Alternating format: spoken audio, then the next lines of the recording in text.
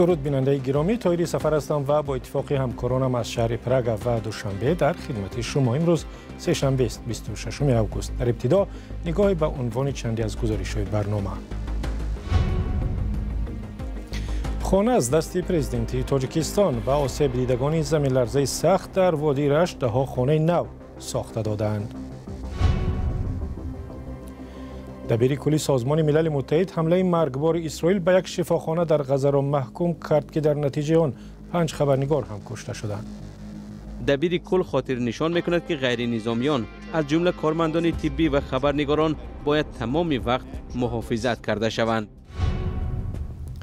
با نزدیک آمدن سفر پوتین به دوشنبه تخمین زیاد است که عضویت تاجیکستان در اتحاد اقتصادی اوراسیا را مطرح میکنند، اما نه همه باور دارند که مشکل مهاجران رفع می شود. پرشکه 3 ماه میگه با میره با اتحاد میگه اوت میگه همین یک کار میگه خود مقصد بدر نمیره خود دست تنه بالا امرو میاد. در وادی رشت به آنهایی که در زمین لرزه بهار امسال بی خانه و در مانده بودند 36 خانه استقامتی ساخته دادند. دفتر مطبوعات ریاست جمهوری تاجیکستان روز 26 اوگوست گفت که در همین روز هنگام سفر امام علی رحمان به رشت به آسیب دیدگان زمین لرزه 14 خانه استقامتی 4 حجره‌ای و 22 خانه 2 حجره‌ای تقسیم کردند. در نتیجه زمین لرزه روز 13 اپریل امسال در 13 دهه ناحیه تاجیک‌آباد بیشتر از 470 انشاءات از جمله خانه‌های استقامتی و مکتب و دیگر مؤسسات دولتی یا آسیب دیدند و یا به تمام ویران شدند. و قول دفتر مطبوعات ریاست جمهوری تاجیکستان در ظرف 4 ماه در دهه‌های آسیب دیده قلعه لبی آب و لنگر شاه برای 197 خانواده منزل استقامتی ساخته دادند. معلوم نیست همه خانه‌ها از پول دولت ساخته شدند و یا خرج آنها از جیب صاحبکاران و تاجران هم بوده است. آنتونیو گوترش دبیر کلی سازمان ملل متحد حمله مرگبار اسرائیل به یک شفاخانه در شهر خان یونس در نوار غزه را سخت محکوم کرده است. در این حمله نه کمتر از 20 نفر از جمله 5 خبرنگار از رسانه‌های معروف کشته شدند. دفتر نخست وزیر اسرائیل بنیامین نتانیاهو حمله را یک حادثه غم‌انگیز نامیده گفته است که سبب‌های آن را تحقیق می‌کنند. گزارش خبرگزاری رایترز را در این باره همکارم میرزا خالقزاد تقدیم می‌کند. در نتیجه 2 ضربه هوایی نیروهای اسرائیل به شفاخانه در شهر خان یونس در جنوب غزه چندین غیر نظامی از جمله کارمندان طبی و خبرنگاران کشته شدند. آنتونیو گوترش دبیر کلی سازمان ملل گفته است این حادثه خطری زیاد به جان خبرنگاران و طبیبان را نشان می‌دهد. دبیر کل قتل فلسطینیان را در نتیجه ضربه‌های اسرائیل به شفاخانه ناصر در خان یونس در غزه سخت محکوم می‌کند. این قتل‌های وحشت‌انگیز خطر بسیار زیاد به جان کارمندان طبی و خبرنگاران را نشان می‌دهد که هنگام کار حیاتیشان در این مناقشه سخت به آنها تهدید می‌کند. دبیر کل خاطر نشان می‌کند که غیر نظامیان از جمله کارمندان طبی و خبرنگاران باید تمام وقت محافظت کرده شوند. دبیر کلی سازمان ملل همچنین خواستار تحقیق زود و بی‌طرفانه حمله ها شده است. در 2 ضربه هوایی که یک پی دیگری صورت گرفت به گفته مقامات فلسطینی 20 نفر از جمله 5 خبرنگار از رایترز، اسوسییتد پرس، الجزیره، NBC به هلاکت رسیدند. مقامات اداره تندرستی غزه حمله به یگانه شفاخانه دولتی در جنوب غزه را ادامه ویرانگری سیستم تندرستی در غزه نامیده محکوم کردند. دفتر نخست وزیر اسرائیل ضربه‌های مرگبار را خطا و حادثه غم‌انگیز نامید و گفت که نظامیان آن را تحقیق می‌کنند. به قول بنیامین نتانیاهو جنگ آنها با تروریستان حماس است و هدفشان هم نابود کردن این سازمان و رهایی گروگانان اسرائیل می‌باشد.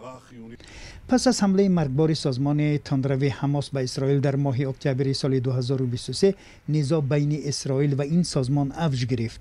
حماس که امریکا و اتحاد اروپا آن را سازمان تروریستی می‌دانند در آن زمان بیشتر از 1500 اسرائیل را کشت و 10 تن دیگر را گروگان گرفت. بعضی را هنوز هم در اسارت نگه می‌دارد. در حمله های انتقام جویانه اسرائیل به نوار غزه که تحت کنترل حماس است در تقریباً 2 سال گذشته بیشتر از 60,000 نفر کشته شدند. برمیگردیم به تاجیکستان. در کشور بازداشت و جزا دادن برای دزدی نیروی برق و یا سوء استفاده کارمندان ساحه از وظیفه‌های خود ادامه دارد. از جمله مقامات ولایت سوخت تعریف کردند که در چند ماه گذشته تقریبا 1000 نفر را برای چنین جنایت‌ها جزا دادند و به خصوص آنهایی را که وظیفه‌شان جمع‌آوری صافدلانه حق نیروی برق از مردم و سپردن آن به بودجه دولت است. فرزان محمدی گزارش می‌دهد.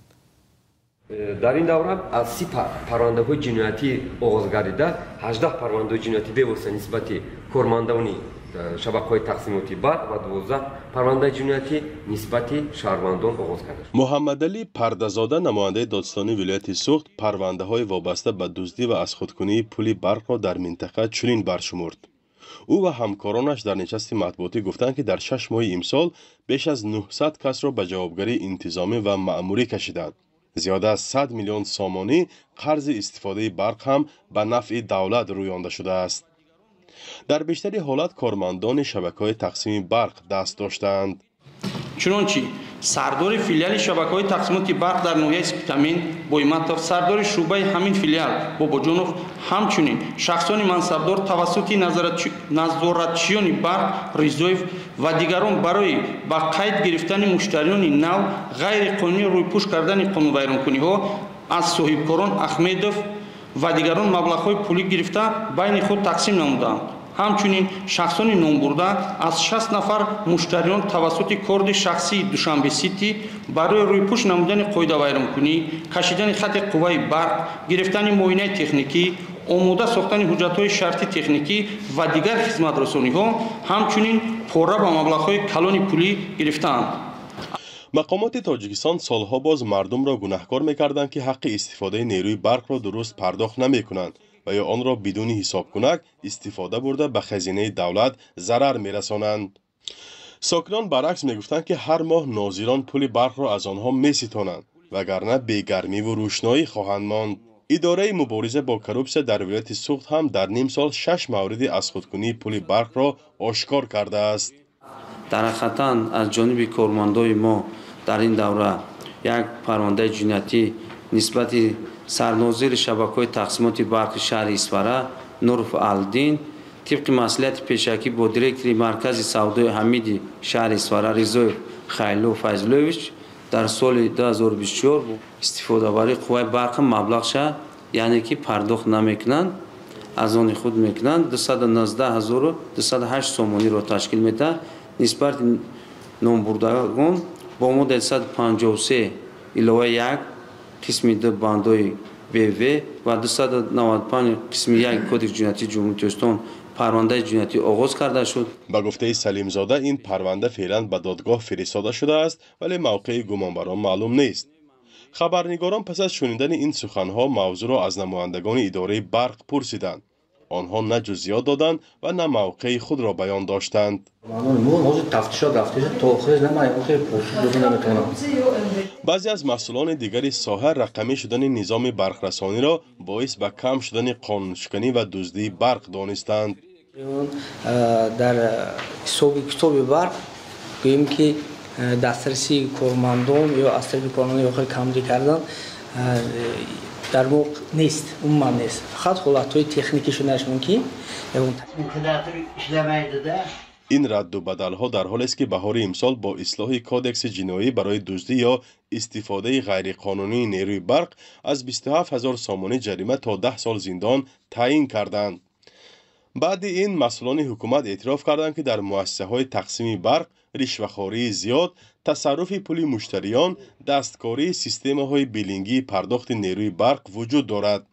برعکس سالهای پیش که می‌گفتند مردم و مؤسسه‌ها پول را درست نمی‌پردازند. فرزان محمدی، رادیو آزادی، شهر خوجند. سلام، اگر خط و خبر می‌خواهید ما داریم. نوید بامدادی، سرخط خبرها، اخبار تاجیکستان و جهان، گزارش‌ها و تحلیل‌ها. چی می‌گذرد و چرا؟ دانستن فهمیدن است. ضمیمه یا اپ ما را بگیرید. قرار است ماه اکتبر ولادیمیر پوتین رئیس جمهوری روسیه به دوشنبه سفر کند. در آستانه این سفر گروه از متخصصان تاجیک مسئله پیوستن تاجیکستان به اتحاد اقتصادی اوراسیا را بررسی می‌کنند. این سازمان تحت نظارت روسیه است و سالهاست که تاجیکستان را برای پیوستن به آن تشویق می کنند. جزئیات در گزارش همکاری ما ارشاد سلیمانی و برات یوسفی.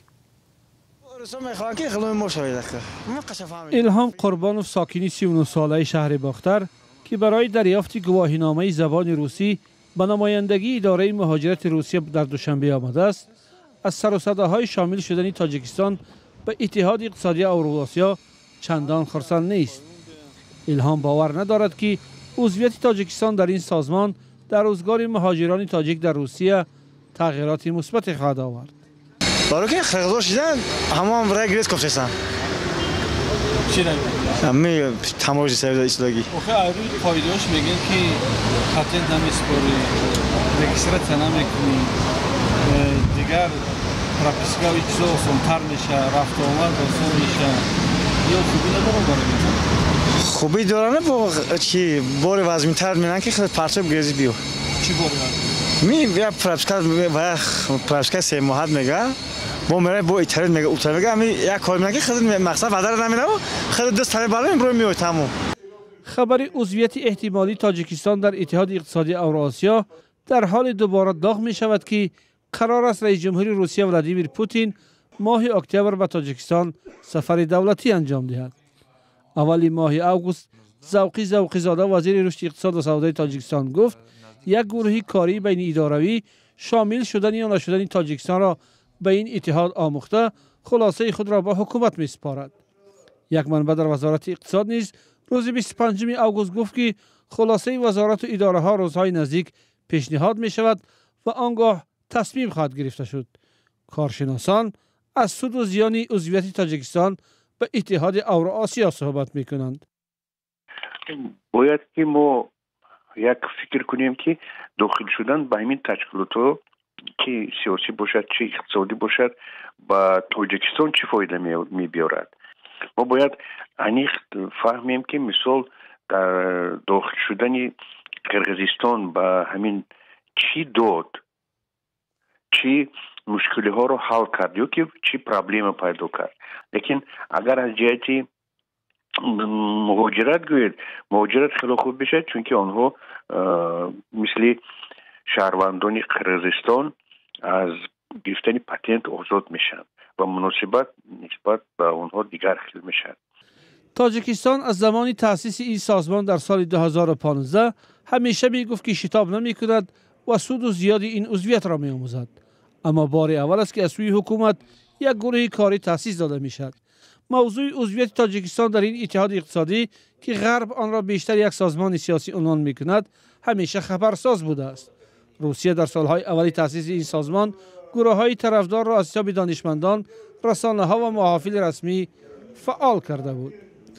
روابط آزاد و بدون روادید، بازار یگانه، تحصیل و اقامت ساده، سبکی‌ها برای مهاجران، بیکار شدن باج گمرکی مال و کالا، تعرفه‌های پستر، سرمایه‌گذاری و طرح‌های مشترک، رشد زیرساخت‌ها و تجارت، کاهش وابستگی به چین و کشورهای غربی از برتری‌های این سازمان برای کشورهای عضو گفته می‌شود. اما بلاروس، قزاقستان و قرقیزستان بارها از تطبیق نشدن این ضمانت‌ها اعتراض کردند. در برابر این برای تاجیکستان پایبندی زیاد به روسیه، آسیب دیدن از لغو درآمدهای گمرکی، ضربه‌های نو به بازار ضعیف داخلی و کلاً کاهش سوی اختیاری ضرر دانسته می‌شود. گفته می‌شود مونوپولیست‌هایی که به سطح عالی حکومت ربط دارند ضد این عضویتند. اکنون این هم صدا می‌دهد که شاید معامله مهمی در آن سطح انجام شده است که باعث تأسیس گروه کاری حکومت گشته است. 15 دقیقه که برای برنامه خبری و تحلیلی اخباری آزادی داشتیم و پایان رسید. اگر میل دیدن ویدیو و خواندن خبرهای بیشتر را دارید پس سری بزنید به وبسایت azadi.org و صفحه رادیو آزادی در اینستاگرام، تلگرام و تیک تاک و فیسبوک. اگر شما هم خبری دارید و میخواهید دیگران بدانند به ما بفرستید. تحقیق میکنیم درست بود نشر میشود. تا دیدار در برنامه‌های دیگر.